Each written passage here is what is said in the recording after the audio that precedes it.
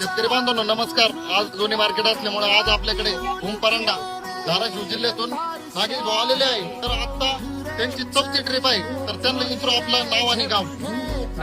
नागेश गोरे भूमपरांडा. Total किती काही खरेदी केले तुम्ही आज? सगळे आता हे धरून 40 काय झाले म्हणजे येणारे शेतकरी तुम्ही त्यांना काय सांगा काय भेटतं तुम्हाला पावती वगैरे बनवून दिलेलं आहे.